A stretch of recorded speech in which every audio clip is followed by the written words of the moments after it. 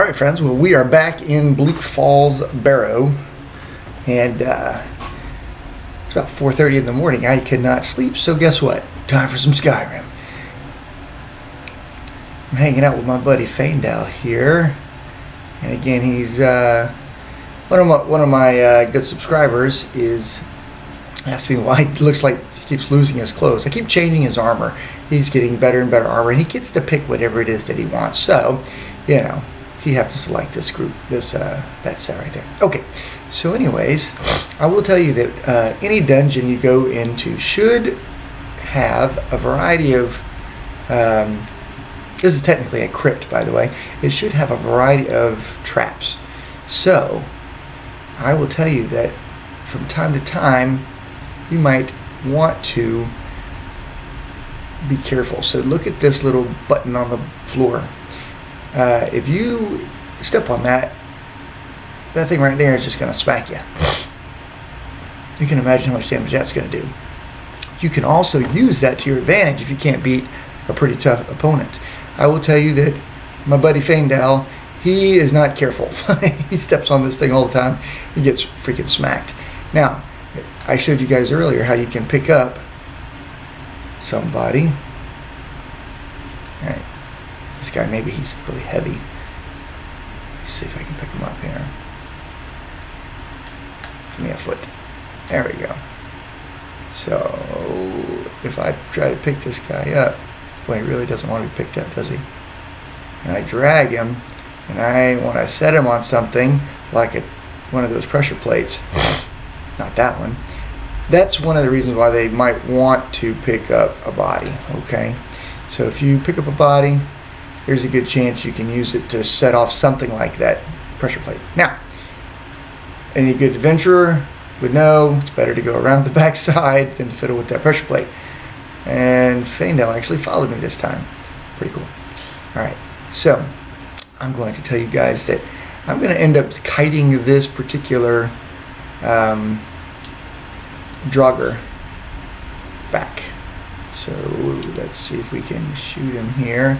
I always aim for the hip, by the way. I tend to miss less, and I missed. How embarrassing. Let's go down. There we go. The Restless Draugr is a little bit tougher guy. Let's see if we can get him up. Yep. And see, he's doing a little ice damage. Oh, Faendal. He's walking right towards that, and ka-dink! Because he goes down, the Draugr is a little confused. Oh, look, the Draugr's like, let me not step on that. Alright, and Faendal is healing up a little bit. Watch his health go up. So, let's see. And he's going to hit it. Oh, that should have worked. Anyways, I was kind of hoping he was going to get smacked. So if you happen to be a Nord character, you are resisted by 50% to that ice blast. Alright. Notice that Faendal also is not smart enough to understand to stay out of my line of fire, so I have to be smarter than he is when it comes to shooting. Alright. So you may have noticed that, of course, the Draugr never did attack me. I was in the hide mode the whole time, sneaking, and when you sneak, you can oftentimes not attract him. Faendal kept the aggro. It was pretty funny watching Faendal hit that. I was like, dude, I know you're going to hit this. Don't hit it. Don't hit the trap. Big dummy. Anyway, it is what it is. Alright, so I happen to know that there's another one right here. So, if you know where the bad guys are, that's pretty handy. If you don't know, you have to be careful because it's easy to get swarmed by 2 or 3 of them. Now this one's weak. I can just kill him right here. Alright, now notice that the eye is still partly open. Somebody else notices I'm around. He doesn't see me, but he saw his buddy go down, and there he is. So I'll wait and shoot him in the back. 3 shots should do it. Alright, not bad. So anyways, this one is, again, ooh, a soulstone. I need that for later. The other one is pretty easy. Oop, you see the eye coming open, that's a good indicator that there's another dude. There he is. Now this one's a restless one. He's a little tougher. Let's let Faendal get the aggro. See, I just wait a second. And I'm telling you, don't be a hero, because you're going to end up gathering the aggro. And on Legendary, you can get one-shotted pretty quick. Here, Faendal talking trash. This ends now. Or maybe it doesn't end now. Maybe it's going to take 5 or 6 more arrows. By the way, it doesn't matter in this game whether you shoot him in the neck or the head or the leg. A shot is a shot is a shot. So I just shoot him in his butt. You might think, kind of like in concealed carry or self-defense, high center chest is the way to go, right? Well, I aim for the hips for some reason. I just tend to hit more often. A little high, I get him. A little low, I still get him. It's pretty good way to go. Ooh, I found more arrows and a Nord bow.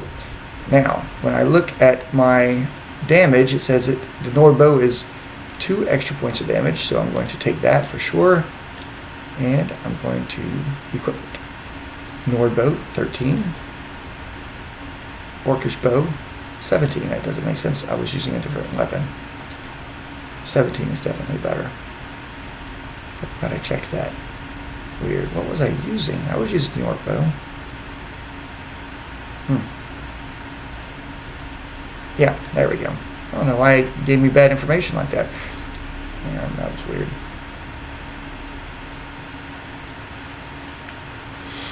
Alright, so we can do a little looting. Half of this game is picking up a few random coins here and there. I'll be honest, later in the game, I have so much stinking money. It's a crazy amount of money. So, alright. Picking up 9 gold isn't a whole lot. Alright, let's do this while we're at it. I talked about finding some gold. Let's see if you can train me again. I'll show you what I know. Alright, I can be trained 5 times. 1, don't have enough, I have to go back, trade some stuff, get my money back. I'll show you what I know. I do this for obvious reasons. If you want me to carry, You want to have your skills higher so you can do more damage. This is the lowest level dungeon, the easiest dungeon, and I'm always pretty stinking cautious. show you what I know. But I'm going to be fighting guys way tougher. If you want me to carry, By the way, do you notice that it's going up? It's more and more expensive for me to train. That's obviously a function of economics. The better you get, the more you train, the more expertise they need to train you. So they charge you more. Now, he's my buddy, so of course I can go in and look at his gear and get my money back, which is pretty cool. Otherwise, I would quickly run out of money, and that would just suck a whole lot for me. All right. Look at there.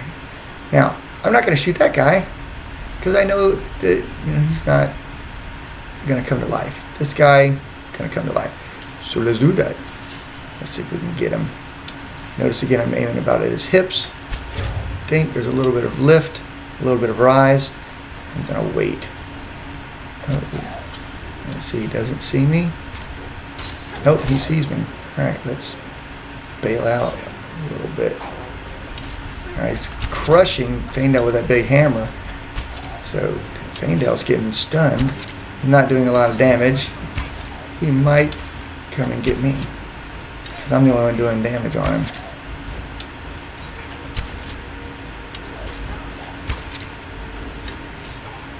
By the way, in real life, if you're fighting zombies, you definitely want somebody who can hold the aggro for you if you have a bow.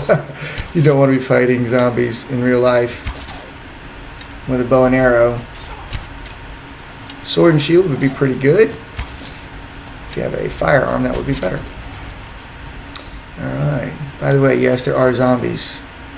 You guys are like, what? Are there really zombies? The zombie apocalypse is really about looters and rioters, just in case you guys didn't know that. Not so much about I'm getting rid of this because I don't need it. Actual undead. It might not be actual undead. Alright. So I cleaned them up. Now I'm going to go over here, and look. I knew he wasn't going to come to life. He's dead. He's for real dead. This one's for real dead. I play the game enough that I kind of know what to look for when it comes to who's got treasure and who doesn't.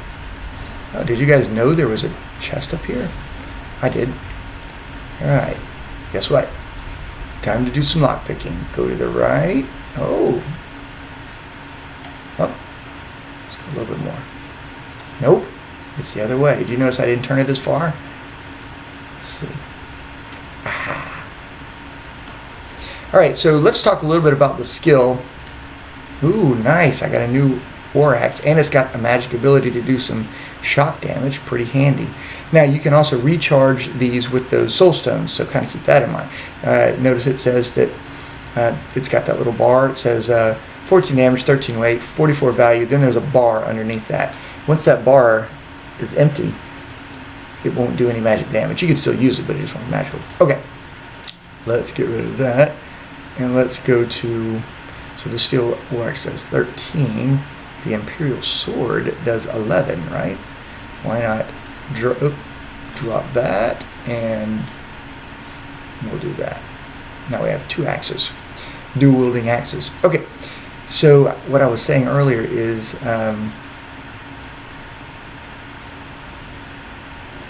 I lost my train of thought.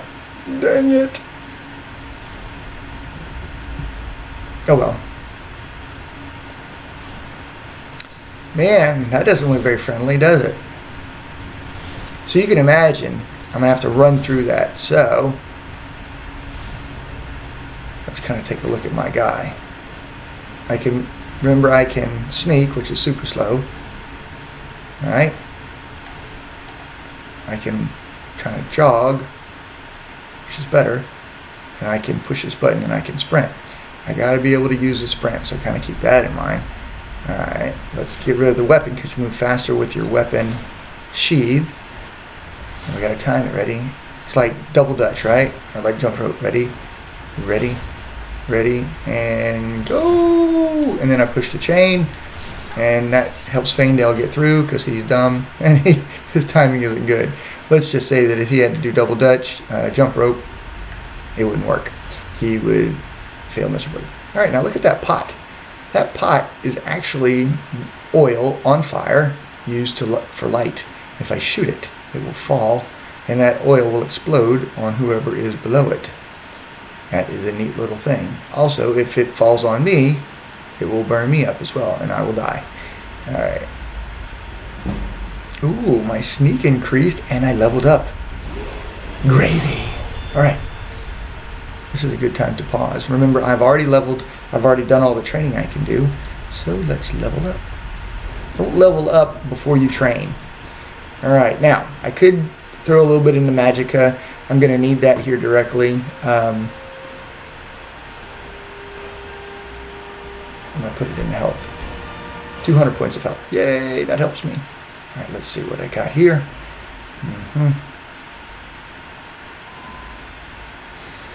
Remember, I could put it here and do a little bit more damage, but my sneak went up. I wonder if I can... Nope. I got to get that to 60. Dang, it's going to be a while. All right.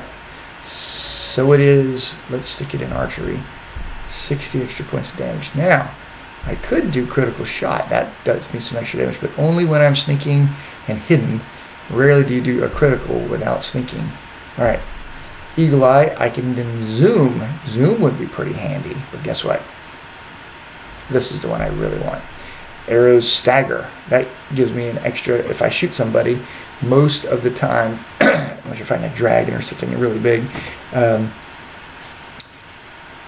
every second shot should, for the most part, stagger him. Gives me a chance to shoot again.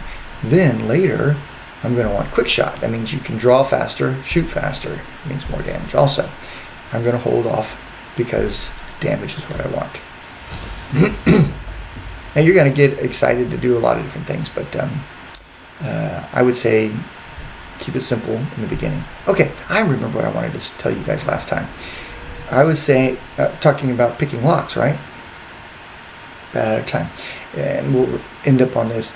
You can put points into this lock picking. But guys, I am super good at picking locks. I do not need this to pick locks. I can pick locks without it. And there's a couple of things where you might need a key. That might be handy. Make a key. You know, harder and harder locks. This is kind of cool. Find more golden chests. You don't really need that treasure hunter. 50% chance of finding a special treasure. Okay, that sounds pretty good. Expert locks. Okay, make it easier. All this. Lockpicks never break. That's kind of handy. But guess what? There's so many lockpicks. They're master locks. Guys, I never need to put points into this. I don't waste my points on lockpicking. I just got good at it. So that's kind of a thing. You don't need to do that. All right. I'm going to pause here for a moment, and I will catch up to you guys later. Be sure to hit that subscribe button for me, please. And ring the little brass bell so you get some notifications. Know that I post some new stuff. And leave your tips and tricks. By the way, there's a guy who's recently been posting, and he said that depending on which weapon you put in which hand is going to determine how fast you swing. So he said you want your fastest weapon in your left hand. That makes you swing both weapons faster. Okay, good to know. If you put the heavy weapon in the left hand, you swing both weapons slower. Something good to know. All right, guys, I'll catch up to you here in a minute.